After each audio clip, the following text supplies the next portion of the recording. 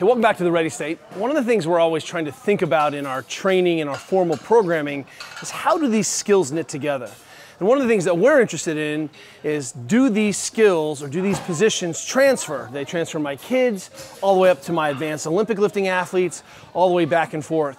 And for us, we will reject some movements because we say, hey, this really feels like a very specialized piece that maybe we drop into some very sport-specific training or a particular instance. But generally, we're always looking at what are the key themes, what are the key practices, what are the key principles that link developmental skills all the way up, so that I don't always have to dig myself backwards. Or I say, oh yeah, we're gonna speak English, and then when you're an advanced athlete, it's some kind of hybrid of Spanish and Esperanto and French, right? We want one common movement language.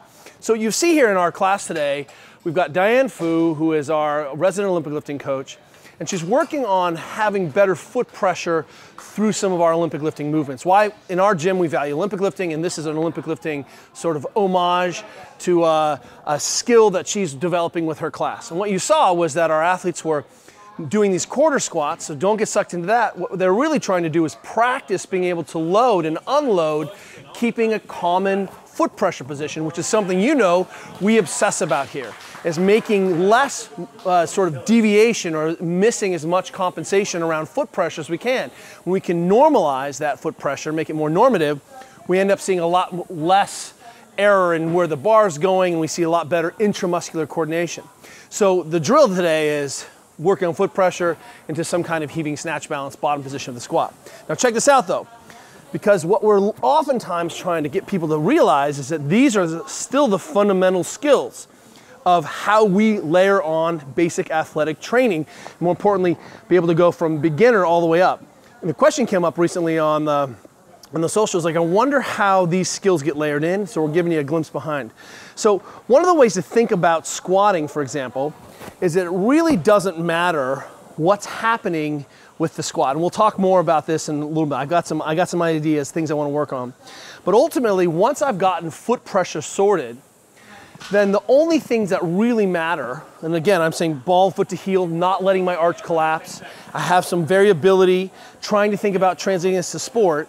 But ultimately, what's really happening is, what is the demand of the torso? So my squat will be, ultimately my shape will be dictated by where the torso is going. So if I need to keep my torso upright, my knees will come forward and my torso will be upright. If I need to be able to let my torso come forward, then my shins will become more vertical.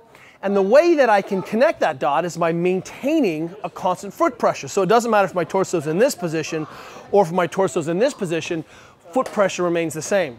If I add a load, like this ball, and suddenly I've got a goblet squat going on, then I've got this flexion demand. I'm moving a little bit more, being forced into a little bit more flexion, still I'm extending, but suddenly this is a less tenable position as this gets heavy, so the demand becomes a little bit more upright. And one of the things that we can do then is, if I put this on my back, suddenly it looks like, hey, I'm changing the entire squat sequence, but in this position, I'm able to let the torso come forward a little bit more, still being able to handle the load. What stays the same? The foot pressure. So an easy drill to do with your athletes as you're warming up and trying to work on this foot pressure drill is, what does it look like for me to go into a long lever position, and suddenly now I'm in something that approximates a deadlift, foot pressure is constant. I shouldn't see wobbles.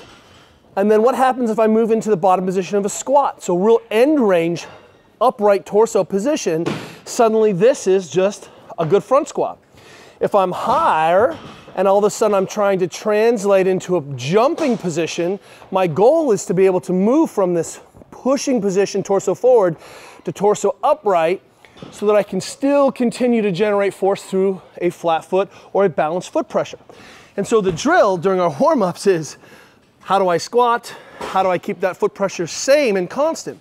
And what we find, of course, is that the more upright the torso, the higher the range of motion and motor control demands at the ankle and the hip.